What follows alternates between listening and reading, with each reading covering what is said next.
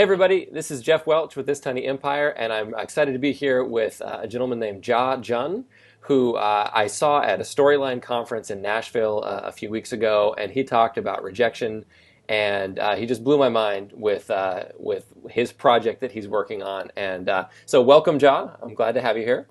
Hey Geoff, how are you doing? I'm doing great. And take me back to you as a small boy in China. You have this crazy idea that you want to do big things in the world. So can you give me some of the backstory there, where you started from? Yeah, it's basically when I grew up, and when I was very young, I read the biography of, Thomas Edison. I learned his story of, making a light bulb, and I was very inspired, and I thought I was going to be being a great inventor or someone like him. Then later on, when I was 14, Bill Gates came to Beijing to speak and visit, and I saw him, and that was even more inspired because when you read someone in a book, it's like some sort of figurehead, right? But when you see someone in person, that's when you're really wild. So I'm like Bill Gates, this guy, he's blazing his own trail. He's made the world a better place. He made boatload of money. I don't know. I want to be like him. Who doesn't like that, right? Yeah. So, and for someone like growing up in Beijing, at that time, capitalism is still a very very new and novel idea almost, and there's almost have to justify the idea of being a very rich person. But then I learned his story, how he made the world better. I ever since I got my hand on the computer, I thought, wow, this is, he's businessman, but also he changed the world. I want to be like him. That's what kind of planted the seed of my entrepreneurial dream. Yeah. And so you end up coming to America on some sort of exchange program, Yeah. and things are a little different than you expected. Oh yeah. So, I thought I'm gonna land in a big city, like the thing you see in TVs and movies and the skyscrapers. It turned out my host family is from rural Louisiana. When we come here, there are more cows than people in that town. There's there are more churches than stores, and Yeah. when you shut up the lights at night, there's just nothing, just complete darkness. It's a bit different than I thought, Yeah. and but it's okay. I made it out. Yeah.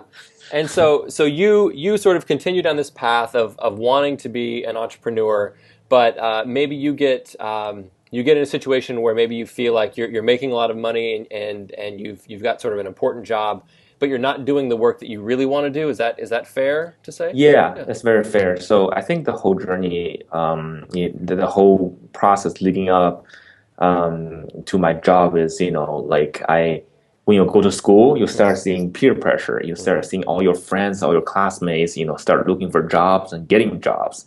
And then you start getting the pressure from your family saying you got to support yourself, you got to make a living, which is true, which I totally agree.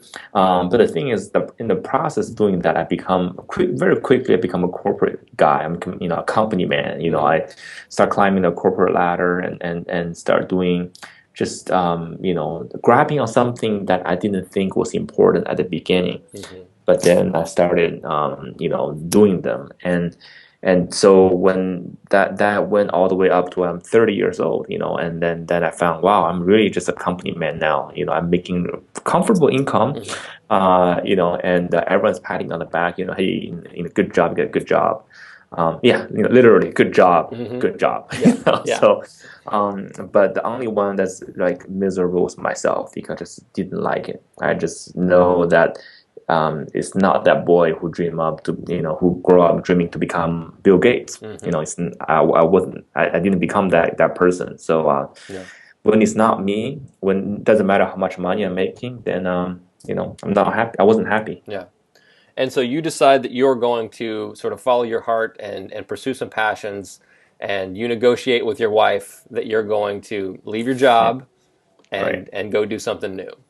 Yeah, yeah. So I think this that's also, she saw how unhappy I was, and Uh-huh. in a way she was like, she told me something that's very touching because she said I married the person who want to be an entrepreneur. Mm, It's not, it's not like I want to marry a guy who just chugging along and bringing income. That's not what I want Yeah. either. I want you to be happy. I want you, and she saw me as a very creative person and someone who was full of passion, and then and full of creativity and full of energy. And Hmm. she felt I wasn't using that energy and passion at my work. It wasn't being used in the right way. Yeah. And so she's like, you got to bring this out. If you want to be an entrepreneur, go out and quit your job right now. I know quitting job is like sounds like, oh my gosh, the world is a changing Yeah. event. Actually, we had a plan. We planned that she let me to go out for 6 months Hmm. and to build a company. So once you have a timeline, it doesn't seem that Yeah. scary anymore. Okay. Yeah. Yeah. So And so that's you, where I, you go through that process, and things aren't exactly moving along as quickly as you want them to. And you get about yeah. 4 months in, and you're ready to kind of throw in the towel a little bit. Kind of Yeah. is it's just because I feel it's not just like 4 months. I feel this is Yeah. a lifelong dream Sure. culminating in the span of 6 months, Yeah. right? On the fourth month, I spent a lot of time building a team, building a product, talking to people and just getting things going. It took me a while, but I think I was moving really fast, Yeah. And then on the four, just because the deadline's Yeah. closer, Yeah. and I feel like then I was presented with an investment opportunity. I thought, this is just meant to be. I'm a believer of God, and I thought this is the answer to my prayers when Hmm. this opportunity came. And I was like, I'm gonna get it. I'm gonna run, just this will take the company to the next level. It'll be just all good, And so, but the investment didn't come through. I remember I was at a friend's party, birthday party. That when I got news through my phone, it was just crushing feeling. Sometimes when you want something so bad, when you get a no, it really hurts.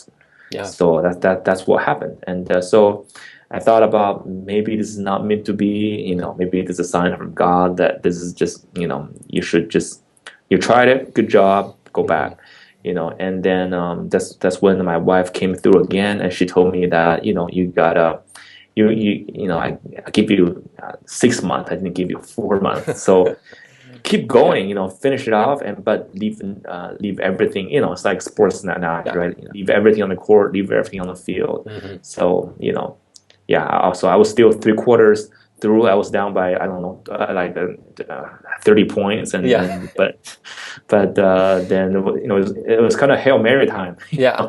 So And so you decide that you need to get comfortable with rejection, which I yeah, think is brilliant because the rest of us are all trying to avoid it at all costs. yeah. Me And too. Me so, too. yeah. So tell me what you did to get comfortable with rejection.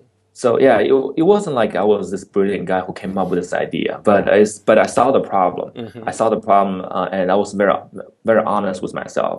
I saw how defeated I was with that rejection, and I thought, wow, and I have a kid here, right? Someday I'm gonna train him. I don't want him to look like me when he got rejected. Yeah. So, and also, if I'm gonna be a world-changing entrepreneur, I can't be just act like that. I can't be just have that be afraid. So I said, what can I do to make myself more less sensitive to rejection? Yeah. When I hear no, I'm okay. So I started searching online. I found that this game called rejection therapy. Hmm. Basically ask you to go out and ask crazy stuff once, just once a day, just to get rejected on purpose. If you get rejected on purpose, if you look for rejection, in the end, you get used to it, then you're fine. So Hmm. that's what I did. So I followed the game.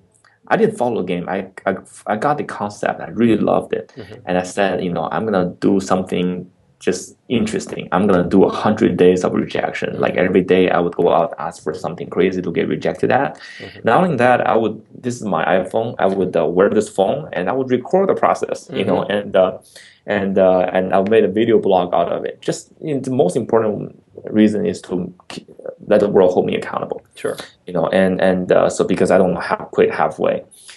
So that's what I did, and then it just became crazy. Yeah. So I'm going to link to the blog here, but I'll just read a few things that are on the list here.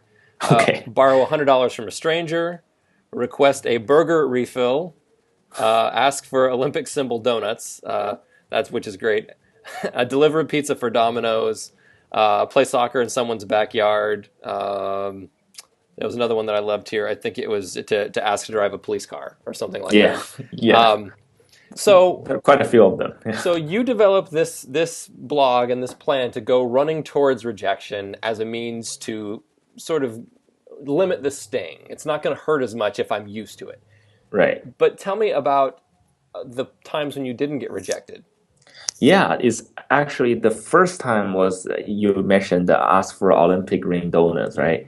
That was the first time I didn't get rejected, and that really just blew my mind. I went to Krispy Kreme and asked them, "Hey, I like a box of donuts, but can you interlink them and make them look like Olympic rings?" And I thought, "There's no way they're gonna say Yeah, yes." yeah. I was looking for rejection, but the funny thing is, the person actually not only like she took the request very seriously. She's like, Hmm. "Okay, what's the color? How long do you need?" So she started giving me all those questions, and then I was started. I'm like, whoa, okay, she's thinking about this. Hmm. And then in 15 minutes, she made it. She made it happen, and also she gave it to me for free because she Yeah, didn't think she was just too kind. She didn't think she did a good job, and she's like, you know what, this is just, this is on me. yeah, So I was blown away. I was yeah, blown away. And then I put that video online. It went viral. yeah. In a short amount of time, I got over 5 million views. So That's nuts. yeah, people didn't believe that either. So Yeah. a lot of people shared my feeling that this no way was going to happen. Then it opened up a whole new world to me because I feel wow, like maybe this is not maybe rejection itself is not like the center point here because I looked for rejection, I didn't get it. I didn't think it was possible. Hmm. So what was I doing? Maybe the fear of rejection is more important than the rejection itself, Mm. because I was so afraid that I didn't try all these things. If Yeah. I didn't try these things, I would not be able to get things. Then the project kind of changed a little bit. I was like, let me see what how much I can push this to get, and see how many of them will give me a yes. Yeah. So it becomes a very fun experiment. Yeah, that's amazing. Well, and that's a great point because there are certain things like slamming your hand in the door. Hmm. Slamming your hand in the door is worse than being afraid of slamming your hand in the door. That's physically Yeah. worse. Yeah. But with fear, that's a great point that the fear of rejection is in some cases worse than the actual rejection itself. Absolutely. That Absolutely. we're all so freaked out on the front end that we never engage with things that wouldn't hurt as bad if we just tried them. Hmm. Yeah, absolutely. It would none of them hurt. Like I tried 100 of these. Yeah. Some of them are pretty outrageous, Yeah. but I didn't get shot. No one was even being that rude to me.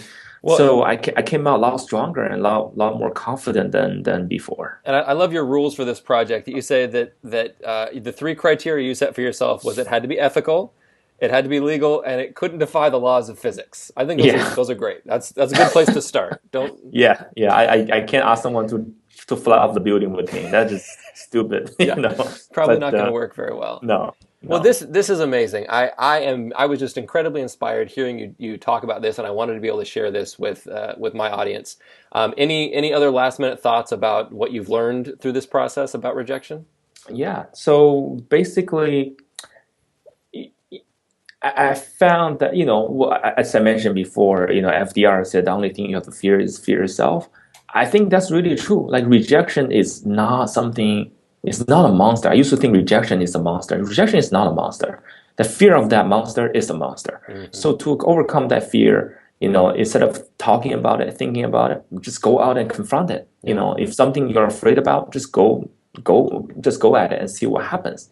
So, and then when you start doing that, what I found is I started getting less and less rejection. I learned how to talk to people.